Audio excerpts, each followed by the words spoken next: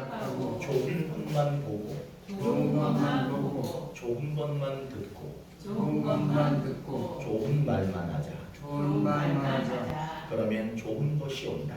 그러면 좋은 것이 온다. 아멘. 여러분, 우리는 기도하면 응답 받으셔야 되겠죠? 오늘 말씀에 오른손이 마비된 사람이 나와요.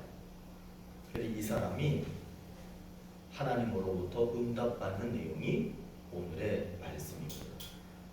오늘 우리가 함께 읽은 그 말씀은 안식일이었어요. 안식일이라고 하는 것은 지금으로 얘기하면 뭐 날짜는 다를 수 있지만 지금 이렇게 예배를 드리는 날, 예배 드리는 장소에 예수님이 계셨고 예수님이 저처럼 이렇게 서셔가지고 그들에게 하나님의 말씀을 가르치셨어요. 하나님의 말씀을 가르치고 이렇게 여러 사람들이 모여 있는데 그 중에 어떤 사람이 있었느냐 하면 오른손이 마비된, 다시 얘기하면 대략 상상이 가시지요. 오른손을 쓸 수 없는, 사용할 수 없는 그런 분이 한 분 거기에 있었어요. 그런데 거기에 또 어떤 사람들이 있었느냐 하면 서기관 또는 바리새인이라는 사람들이 있었는데 이 사람들은 상당한 지식층이고 권력이 있는 그런 사람들이었습니다. 이 사람들은 그 예배에, 회당에 말씀을 가르치는 자리에 참여했지만 그 사람들은 예수님의 말을 귀담아 듣지 않았어요. 그럼 그 사람들은 거기에 왜 왔느냐? 저 예수가 오른손 마비된 사람을 도와주나 안 도와주나, 저 오른손 마비돼서 쓸 수 없는 그 사람을 치료해주나 치료해주지 않나, 그거를 감시하기 위해서 그 자리에 와서 앉아 있었습니다. 왜냐하면 예수님이 안식일에 병을 고치는 것은 사실 허락되지 않았던 거예요. 그렇기 때문에 예수님께서 예배 시간에 예배를 드리면서 병을 고쳐주면은 예수님은 어떤 일을 당하게 되느냐 하면 그 사람들이 종교법으로 고발을 해요. 그러면 예수님이 고발당해가지고 피해를 크게 입으실 수 있었고요. 당시 분위기로 볼 땐 예수님은 잘못하면, 잘못 붙들려가면 목숨을 잃을 수도 있는 그런 상황이었어요. 예수님이 그런 사실을 아셨을까 모르셨을까? 자신이 그 오른손 마비된 사람을 도와주면 고발당하고 죽을 수도 있다는 것을 아셨을까 모르셨을까? 예수님은 아셨어. 예수님은 모르는 게 없어. 예수님은 100년 뒤에 일어날 것도 다 아셔. 예수님은 알고 계셨어. 그러나 예수님의 모습, 예수님의 생각은 어떠셨느냐 하면 전혀 흔들리지 않았어요. 전혀 개의치 않았어요. 신경 안 쓰셨어요. 그리고는 오른손 마른 사람, 오른손 마비된 사람을 불러서 뭐라고 말씀하시냐면 거기 좀 일어서시오. 그 사람이 일어섰어요. 그러더니 예수님께서 뭐라고 그러시냐 하면은 말도 안 되는 소리를 하시는 거야. 여지껏 마비가 돼가지고 쓸 수 없던 그 손을 향해서 뭐라고 말씀하시냐 하면 그 손을 좀 내밀어 보시오. 참 그 사람도 참 재밌는 사람이야. 지금까지 그 손은 부끄러운 손이었어. 지금까지 그 손은 감추어뒀던 손이었어요. 지금까지도 사용해 본 적이 없는 손이었어요. 그런데 그 사람이 용기를 내가지고 그 손을 어떻게 된지 한번 힘을 내서 이렇게 뻗었는데 그게 쭉 펴지고 마비되어져 있던 손이 나은 거예요. 완전하게 나은 거예요. 마비가 풀렸습니다. 그걸 누가 보고 있었어요? 서기관하고 바리새인들이 그거를 봤어. 그러니까 그들의 얼굴이 어떻게 변했대? 노기가 가득했다. 저는 얼굴에 화난 표정을 못 지니까 제가 안 찍게. 그런데 여러분 상상해 보세요. 그들의 얼굴이 울그락 하면서 화난 얼굴로 바뀐 거예요. 그 사람들이 화난 얼굴로 바뀌면서 자기네끼리 모여가지고 뭐라고 얘기하느냐면, 야, 저 예수를 저거 어떻게 하면 좋겠냐? 저 예수 저거 어떻게 하면 죽일 수 있겠냐? 저거 어떻게 하면 우리 눈에서 사라지게 할 수 있겠냐? 이렇게 하면서 예수님을 고발하고 예수님을 모함하고 예수님을 죽이려고 하는 그런 계획을 그렇게 짜더라는 거예요. 여러분, 오른손이 마비되어서 그렇게 사는 사람은요, 그 사람에게는 뭐가 필요하냐 하면 그 사람을 도와줄 도움이 필요한 거예요. 그 사람은 도움 줄 수 있는 사람이 필요한 거예요. 그런데 그 사람에게 부모님이 도움을 줬을까 안 줬을까? 부모님이 어떻게든지 그 자식에게 도움을 주려고 했지만 그 부모는 그 마른 사람, 손 마비된 사람을 도와줄 수 있는 힘이 없는 거예요. 형제들은 어땠을까? 친구들은 어땠을까? 주변에 사는 이웃들은 어땠을까? 그 사람이 여러 가지 의사를 찾아가고 여러 가지 약을 썼을 거예요. 그러나 그 모든 주변의 것들이 누구도 그 사람에게 도움이 되지 않았다는 거예요. 더군다나 하나님을 믿으면서 예배당에 가서 같이 예배를 드리고 있는 사람들조차도 그 사람에게 도움을 줄 수가 없었습니다. 심지어는 도움을 주기는커녕 저 사람에게 도움을 주기만 해봐, 고발할 거야, 도움을 주면 저거 죽여버릴 거야. 제가 좀 심하게 얘기했나 봐. 그 정도로 그 사람에게 도움을 줘야 되는데 그 정도로 사람들이 도움을 주기는커녕 도리어 그 사람에게 피해를 주는 그런 사람들만 있었습니다. 그러나 예수님은 고발당하고 죽을 수도 있다, 그거를 아셨어요. 그럼에도 불구하고 그 예수님께서는 그 오른손 마비된 사람을 그 자리에서 모든 사람들이 눈에 불을 켜고 쳐다보는데 그 사람을 깨끗하게 고쳐주셨다는 사실입니다. 여러분, 오늘 이 말씀을 통해서 하나님은 우리에게 뭘 말씀하고 싶은 걸까요? 오늘 하나님은 이 말씀을 통해서 우리에게 무엇을 약속하시느냐 하면 한번 따라해 보면 좋겠어요. 예수님은 죽음을 무릅쓰고 도와주신다. 누구를 도와주시느냐? 2000년 전에는 손 마비된 사람을 도우셨어요. 오늘 2024년 오늘 누구를 도우시기를 원하시느냐 하면 김진영 목사를. 이라고만 얘기하면 여러분 기분 나쁘지? 김진영 목사를 도와주시기를 원하실 거야. 그런데 저를 도와주시는 것뿐만 아니라 오늘 우리가 함께 예배드리는 우리 모두를 그때 그 마비된 사람을 도왔던 것처럼 돕기를 원하신다는 거예요. 여러분들을 도와주시겠다는 거예요. 여러분은 그 약속을, 그 도와주시는 그 주님의 은혜를 오늘 여러분들 다 받으시기를 바랍니다.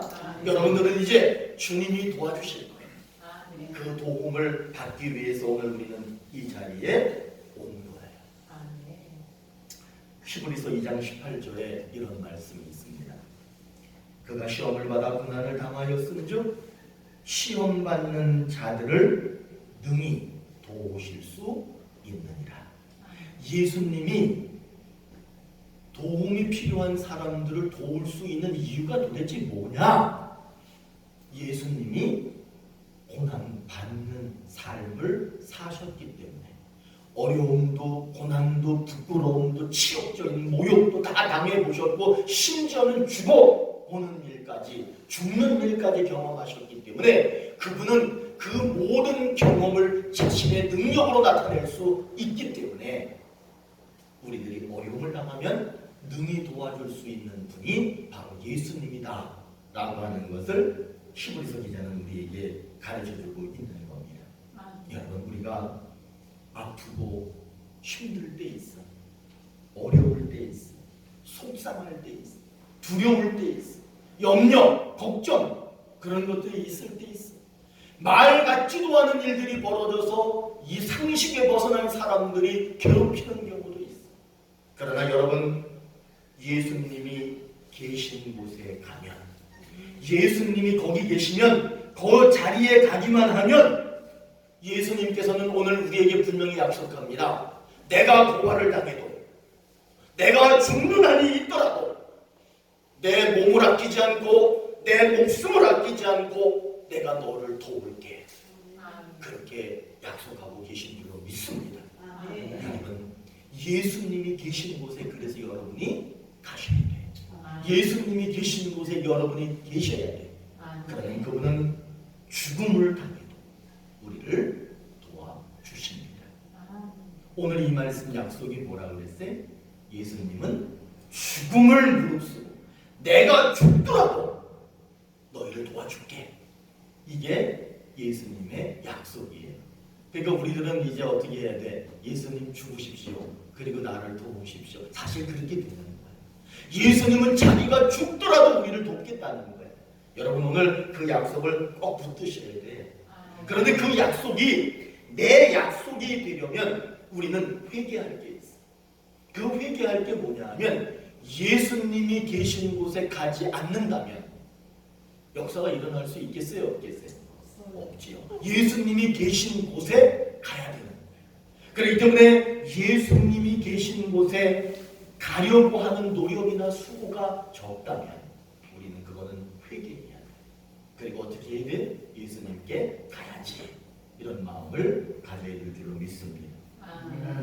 오른손 마비된 사람은 자기 자신이 창피했어요. 그리고 친구들로부터 주변 사람들로부터 소외받고 무시당하고 그리고 이 사람이 경제적인 활동도 제대로 못했기 때문에 돈도 없었어. 그러니까 이 사람은 그저 누군가의 도움이 필요한 그런 사람이었습니다. 그런데 이 사람이 어디를 갔느냐 하면 회당, 지금으로 얘기하면 예배당, 거기를 간 거예요. 여러분 마음이 쓸쓸하고 외롭고 아무도 자기를 도와주지 않고 무시하고 할 때 교회 오면은 우리가 서로 사랑하잖아. 서로 도와주고 기도해주고 위로해주고 하잖아. 그러니까 이 사람이 그런 위로가 필요하니까 교회 간 거예요. 그런데 거기에 누가 계셨대요? 거기에 예수님이 계신 거야. 이 사람은 예수님이 계신 곳에 간 거예요. 거기서 예수님을 만났어. 그러니까 예수님이 그 사람을 보자마자 그 사람이 어떻게 살아왔는지, 그 사람의 지금 마음이 어떤지, 그 사람이 얼마나 힘들어하는지를 알고 계시니까 예수님께서는 자기가 고발당하고 자기가 죽을 수도 있고 그런데도 불구하고 그 사람을 붙들고 그 사람이 고민하고 힘들어하는 그것을 당장에 고쳐주셨던 거예요. 그러나 만일에 이 사람이 예수님이 계시는 곳에 가지 않았다면 괴롭고 그러니까 술 먹고 괴롭고 그러니까 집에 방구석에 들어가서 술 먹고 누워서 잠만 자고 나는 왜 이럴까 비관하고 그렇게 있었다면 그 사람은 고침받을 수가 없었어. 힘들고 어렵고 무시당하고 괴로워도 예수님이 계신 곳에 그래서 가야 되는 거예요. 여러분 우리들도 살다 보면 이 오른손 마비된 사람처럼 창피할 때 있어요. 무시당할 때도 있어요. 소외당할 때도 있어요. 경제적으로 어려워가지고 정말 이루 말할 수 없이 힘들 때가 있어요. 참 서러울 때가 많이 있습니다. 그리고 여러분 정말 어떤 문제가 있는 줄 아세요? 저 사람이 어려워, 저 사람이 힘들어, 그래가지고 그 사람에게 도움을 주잖아요. 그러면은 그 도움 받은 사람은 감사합니다 라고 하겠지만 그 주변에 있는 사람들이 어떤 반응을 일으키느냐 하면 왜 저 사람만 도와줘? 그러면서 도움 받은 사람을 시기하고 질투하고 미워하는 경우가 있게요, 없게요? 있어요. 저는 최근에도 그 경험을 했어. 누군가에게 내가 도움을 주었거든요.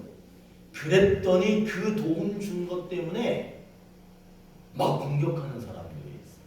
여러분 그거 정말 못된 거예요. 어려운 사람이 있으면 내 목숨을 다해서 도와줄 줄 알아야 되는 거예요. 그게 예수의 삶이었다는 거예요. 그러니까 내가 도와주지는 못할 망정 누군가가 도움을 줄 때 그 사람을 칭찬해주고 격려해주고 잘했다라고 말해줄 수 있는 그런 우리들이 되어야 될 거라고 믿습니다.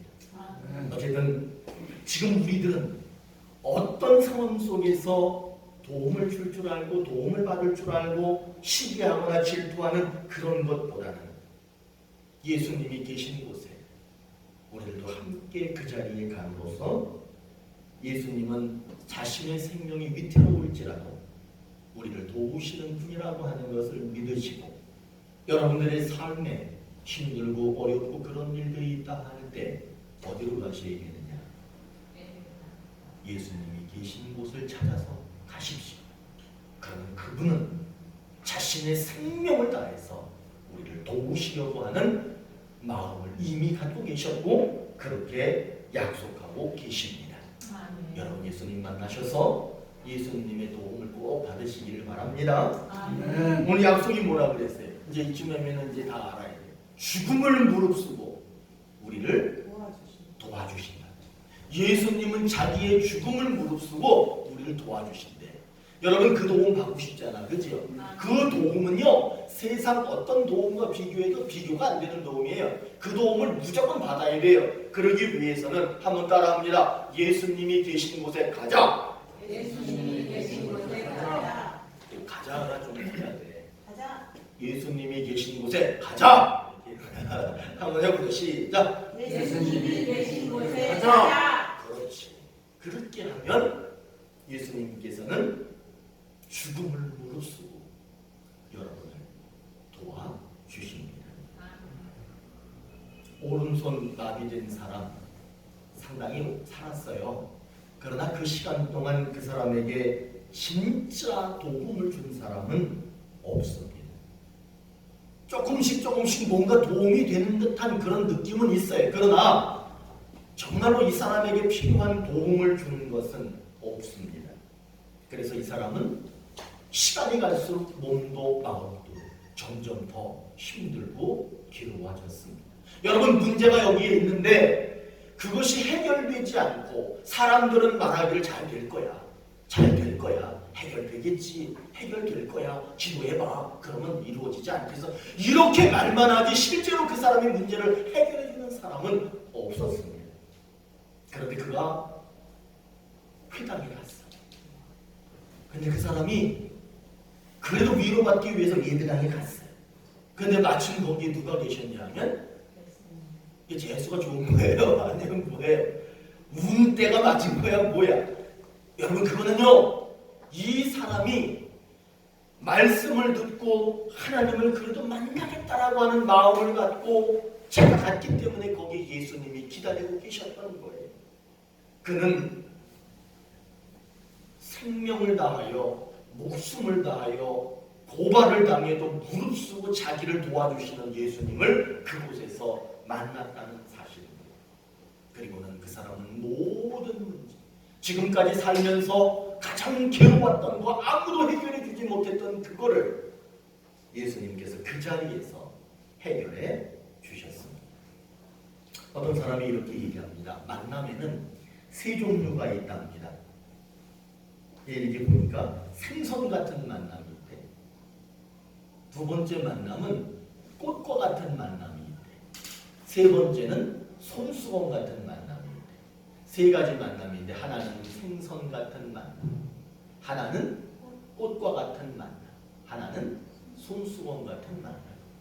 이 생선 같은 만남은 뭘 얘기하냐면 생선을 만지면 비린내가 나요, 안 나요? 이 사람들은 만나면 만날수록 안 좋아지는 관계, 만나면 만날수록 비린내 나고 서로 상처 주고 시기하고 질투하고 미우고 결국에는 전쟁을 하고 싸우는 그런 관계를 생선 같은 만남, 비린내 나는 만남이다 이렇게 얘기합니다. 두 번째 만남은 꽃과 같은 만남이에요. 여러분 처음에 꽃을 보면 이뻐요, 안 이뻐요? 그 처음에 만나면 반해가지고 막 좋다고 그래. 너무 좋다고 그리고 너무 아름답다 그리고 너하고 나하고 너무너무 잘 맞는다 그리고 그래. 근데 꽃은 한 일주일 열흘 가면 어떻게 돼? 시들어버려. 그래서 그 향기 나던 꽃이 결국엔 썩은 내가 나는, 눈으로 봐도 썩었고 냄새도 썩은 내가 나는 것처럼 꽃과 같은 만남은 처음에는 좋은데 얼마의 시간이 지나면 썩은 만남, 썩은 냄새가 나는 그런 만남이 된다는 거예요. 마지막은 무슨 만남이라고 그랬어요? 손수건 같은 만남. 그 사람을 만났을 때 내가 눈물을 흘리면 그 사람이 내 눈물을 닦아주는 거예요. 내가 너무 좋아서 기뻐서 그 소식을 알려주면 자기가 더 기뻐하는 거야. 자기 일을 이룬 것처럼 더 기뻐하는 거예요. 그것이 바로 어떤 만남이냐 하면 손수건 같은 만남. 여러분, 우리의 만남은요, 생선 같은 만남 되면 안 돼요. 꽃과 같은 만남도 잠깐 좋았다 결국에 나빠지는 그런 만남 돼서도 안 돼요. 그럼 우리의 만남은 어떤 만남이 되어야 되느냐면, 그렇죠. 우리 교인들은, 우리 예배당에 나와서 예배 드리는 분들은 정말 마음에 들어요. 내가 절반 설교하고 여기 절반 설교하고 얼마나 좋아. 우리는 어떤 만남이 돼야 돼? 그렇죠. 서로의 눈물을 닦아주는 손수건 같은 만남이 돼야 돼. 여러분, 우리들은 이미 다 결혼했지만 이제 결혼 안 한 사람들이 있잖아요. 그 결혼 안 한 사람들은 이제 어떤 만남을 가져야 되느냐 하면 손수건 같은 만남을 만나서 결혼해야 돼요. 내가 새끼를 낳아도 손수건 같은 만남, 내가 이제 앞으로 이웃을 만나도 손수건 같은 만남, 그런 만남이 우리의 만남이 돼야 되는 거예요. 그런데 여러분, 저는 오늘 이렇게 말씀드리고 싶습니다. 여러분, 오늘 손 마른 사람은, 오른손이 마비된 사람은 예수님을 만났습니다. 그 만남, 비린내 나는 만남이 아니었습니다. 잠깐 좋았다마는 꽃과 같은 만남도 아니었습니다. 그 사람의 아픔을, 눈물을 닦아주는 손수건 같은 만남이었습니다. 우리 예수님은 그렇게 손수건 같은 만남의 사람입니다. 그런 분이십니다. 여러분들은 이제 어떤 분을 찾아가서 만나셔야 되느냐?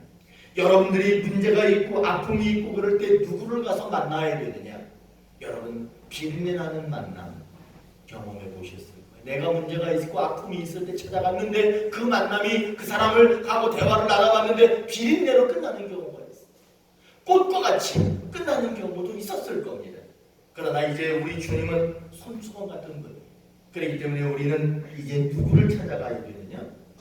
우리의 눈물을 닦아주시고 우리의 아픔을 이해해 주시고 자기가 고발당하고 죽는 한이 있더라도 목숨을 무릅쓰고 우리를 도와주시는 그 예수님을 만나야 될 줄로 믿습니다.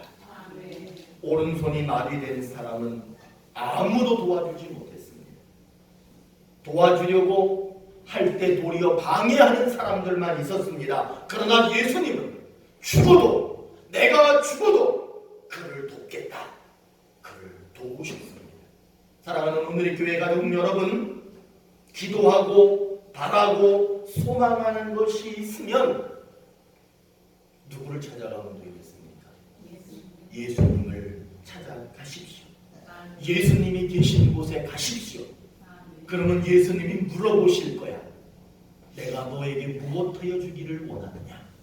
그럴 때 여러분들이 일생 동안 해결하고 싶었던 거 있잖아요. 그리고 당장 벌어진 문제들 있잖아요. 그거를 말씀드리시기만 하면 예수님께서는 자기가 고발당하든 자기의 생명이 사라지는 한이 있더라도 목숨 걸고 우리를 돕겠다라고 오늘 분명히 약속하셨습니다. 이 약속의 주님을 꼭 만나시기를 축원합니다. 아멘. 기도하시겠습니다.